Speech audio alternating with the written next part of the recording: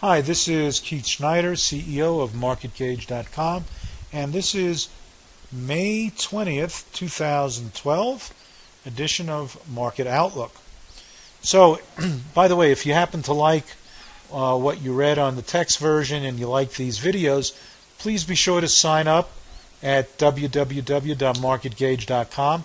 Get this free newsletter and video recording once a week for free.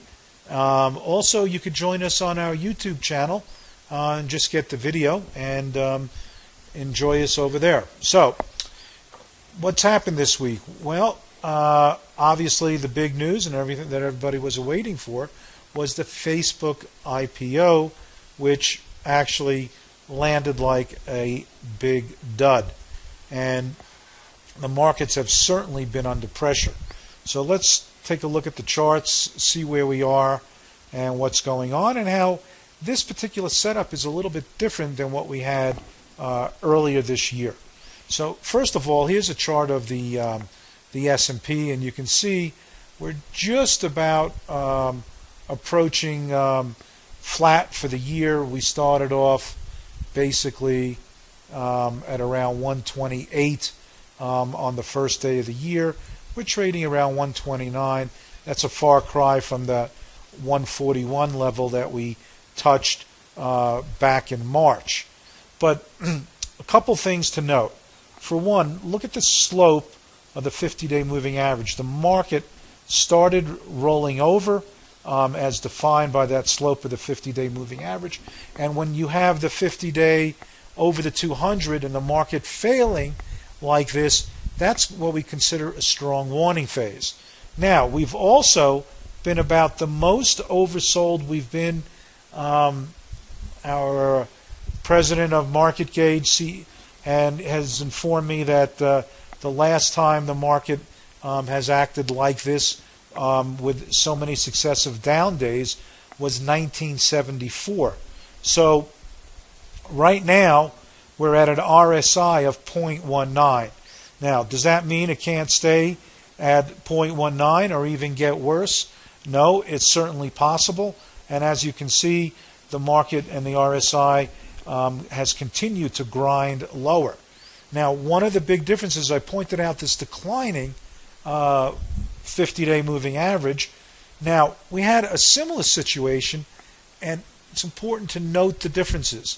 Even though we were overbought, oversold here, back here in April, the market had a rising 50-day moving average, and of course you got a pretty decent bounce from the mid-130s up to almost the highs, but couldn't quite make it, and the market exhausted and has been rolling over.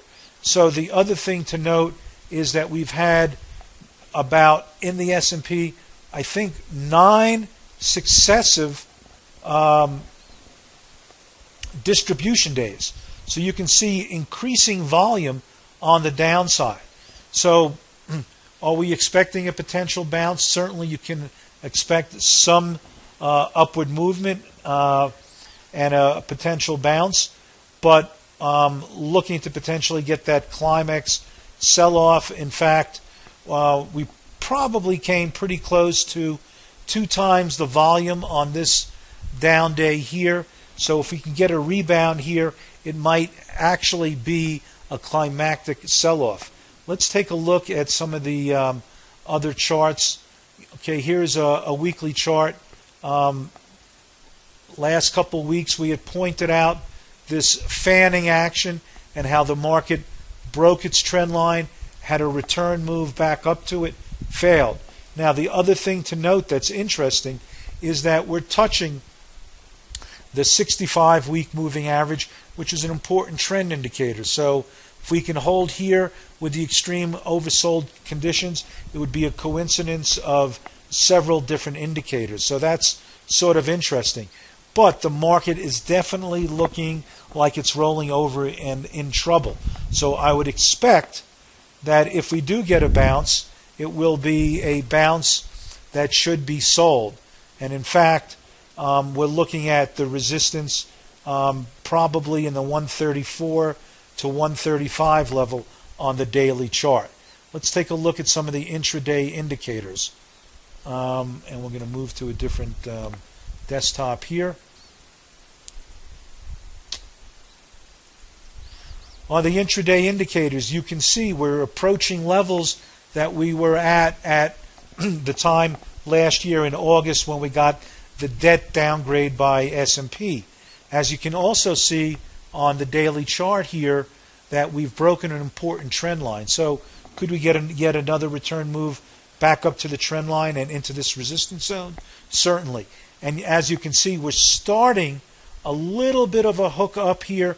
Need to see a little bit more. Would like to see on this indicator. This is the short-term up-down volume indicator. Works in conjunction with the advanced decline. You can see that advanced decliners are still driving down. So we really want to see both of these start to hook up and get beyond these oversold areas or demarcation. On the other hand, our McClellan oscillator clearly at levels, starting to get to a fairly extreme level. We're at minus 330. The last time we were this low was back last August again. So this is a pretty severe sell-off. It's where we start looking for potential movement back up, at least some sort of relief rally. But markets that are weak, and now we're in a weakened market by what we call a strong warning phase because of that 50-day moving average rolling over. Therefore, we're looking for bounces to be of shorter duration, severe bounce considering the oversold levels, but nonetheless one that should be sold. Let's take a look at the VIX. You can see the VIX, also sentiment.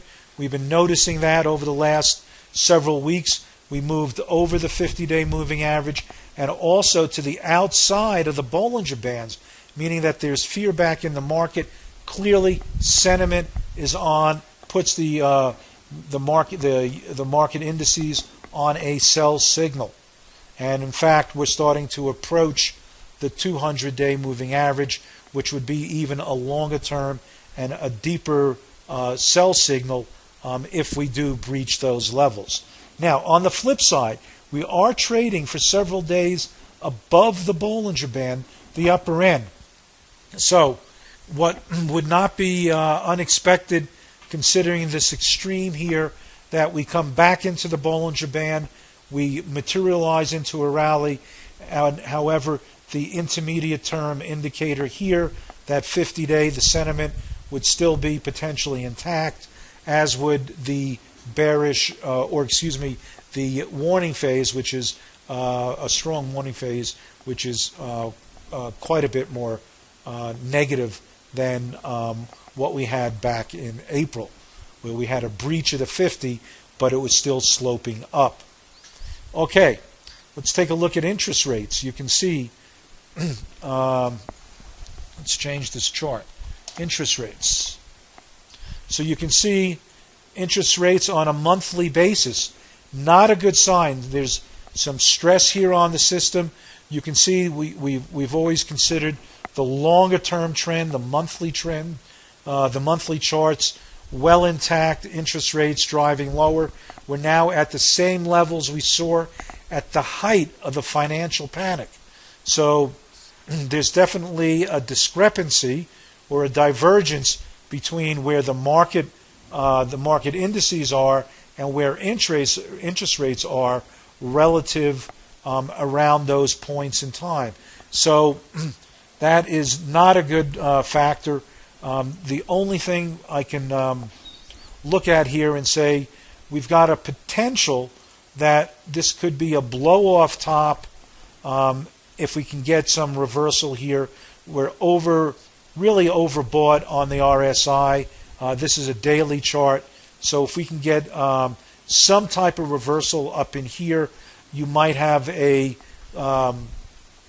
might be the signaling of a climax top. But unless the market in its short-term pattern, daily pattern, defines that, you have to assume that you just temporarily overbought.